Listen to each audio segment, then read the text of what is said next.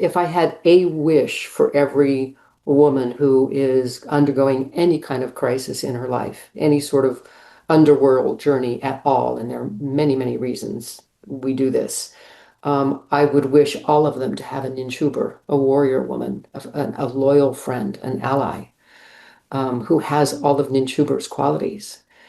So that Mm. is one of the characters who I just love. Um, the second character Oh, that I love. sorry, before we go on, Oh, yeah, I just want to open that up a little bit more. So do you absolutely. mean it's kind of highlighting the importance of an actual literal friend who will be steadfast Yes. by your side as you go through your underworld descent? Or are we talking maybe also about some kind of inner quality? It can be both. Certainly, it's an inner quality that I think we cultivate over time. Um, my own experience of this is that when we're going through our first descent, which is a confrontation with the shadow in Jungian terms, it's always a defeat for the ego, and we simply either we don't or we rarely have the kind of inner strength to be our own strong ally as well as the one who's undergoing the descent. So I think, with the first kind of a descent into the underworld, we probably do need an external witness, an ally, someone who will be there for us, steadfast and fierce, patient, persevering. Mm. Mhm. Well, that's a nice way to think about the role of a therapist, even. I mean, if people don't Absolutely. have, a friend or family member who can be there for them in that Mhm. way, to think of the therapist as that type of person, the warrior ally. Um, yeah. Yeah, in fact, as you're mentioning that, absolutely, a therapist can certainly serve the Ninshuber role without question. There's also what's called the witness in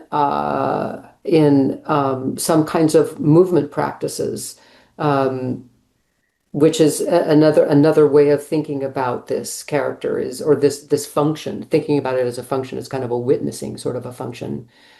But as you were saying this, and another image came to my mind, which is I can recall once when a friend of mine was undergoing something like this. It was a real crisis.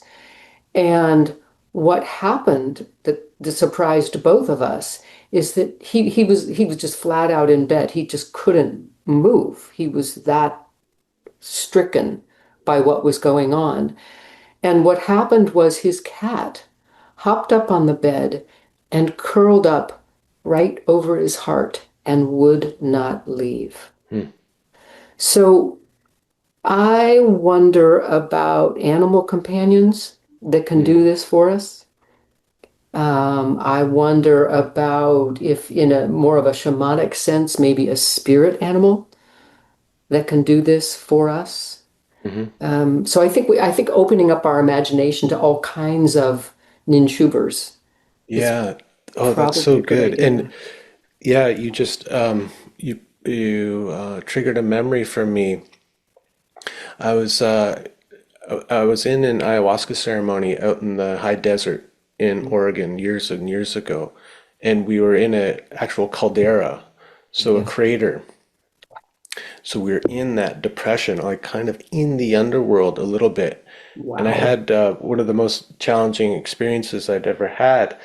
And I ended up having to crawl away from the group, and I made myself like a little nest in Mhm. in this tall grass that was kind of off to the side.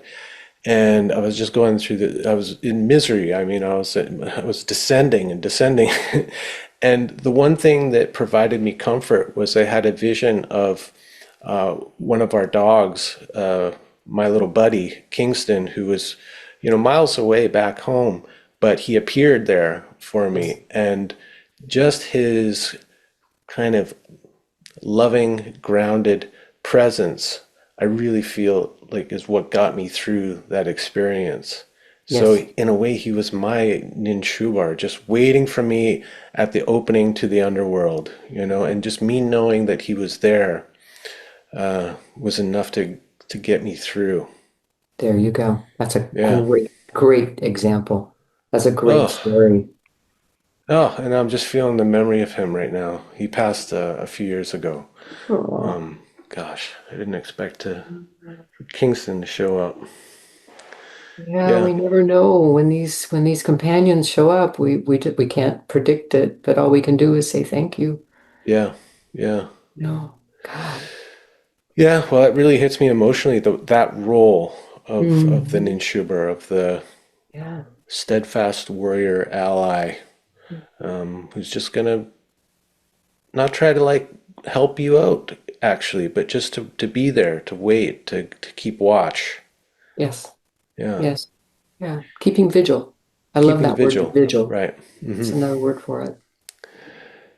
And remind me, I may be getting the Inanna myth confused. I recorded a podcast a few weeks ago with a woman who specializes in Inanna and other Mhm. goddess myths, especially ones having to do with descent. So this is very timely. Mm. But I may be getting mixed up. But does Ninshuber not play a drum while she's keeping vigil? Or am I mixing her up with someone else? I don't recall that in the translations that I've seen, but it certainly is possible. Yes. Okay, I might be Yeah. mixed up. I'll have to I go don't know. back. I mean, I love the image of Ninjaber with a drum, so Well, it just because as you're descending, to then be able to even to hear yes. that your ally is there, keeping watch, keeping vigil for you. There's something about that reminds me of something that John Lee talked to me about once. In terms of, okay, so you a friend calls you, they need your support, right? They need to just vent or to pour out their grief to you. And he said, men are so conditioned to want to say something that will help or to offer a solution or some advice. And he said, sometimes the best way that you can support someone, he's like, it sounds like this. I hear you. Yeah. Yes. Just that sound, that breath, that